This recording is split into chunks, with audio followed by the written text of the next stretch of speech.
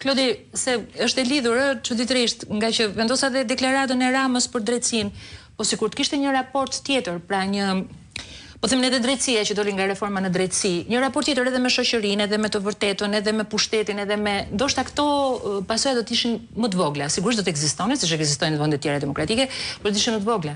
Po sigurisht se nëse do të ekzistonte shteti ligjor, nëse do të kishte më pak korrupsion, nëse do të kishte një shoqëri që jeton brenda ligjit e gjitha, nuk do të kishte hapësira për këto fenomene. Por kjo është një temë shumë e nxehtë e cila kërkon ashtu siç tha Belindi një reflektim të gjithë shoqërisë për të gjetur një zgjidhje, sepse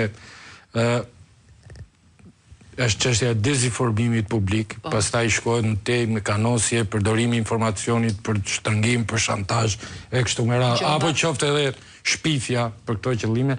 Pra duhet një reflektim i përgjithshëm për të gjetur një zgjidhje. Ndoshta nuk e di si e ka zgjidhur bota këtë punë, por janë fenomene që të paktën andej nuk i sheh në këto përmasa, ose nuk i sheh fare. Sigurisht dezinformim ka kudo, janë dezinformime që bëhen për shtyr agenda të caktuara nga grupe të caktuara, por nuk arrihet deri te kjo histori. Plus ka një derë fundore që është drejtësia, e cila... Po shiko, ka pas një raport problematik në fakt të drejtësisë, sepse unë kujtoj që vetë prokurorët e posaçëm kanë dalë disa herë në publik dhe kanë thënë që po na bëhet shantazh nga media. Tani kjo është...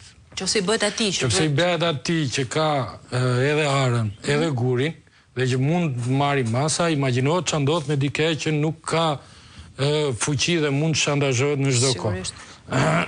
Prandaj them, por për te kësaj desha ta vazhdoj pak atë historinë që apo më saktë debatin që nisi Bledi mbi kryengritjen e pallatit.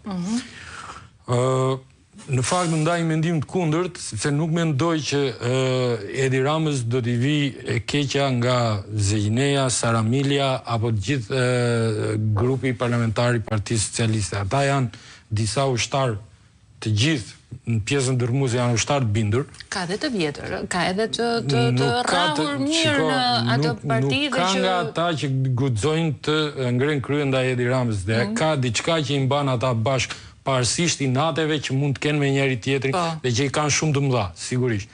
Është pushteti që i mban bashkë, sepse ata e dinë që në çastin për hir të fëmijëve do thoshte se liberalizmi. Ata e dinë janë parat në këtë rast. Po sigurisht. Ata e dinë që në çastin që do goditet Rama, ata mbarojnë të gjithë pastaj dhe do jenë efekt domino. Po, efekt domino. Prandaj unë nuk jam aq po themi nuk jam aq optimist të besoj që në Shqipëri ka ardhur më në fund momenti që kryeministrat mund të rrëzohen edhe nga brenda majorancës.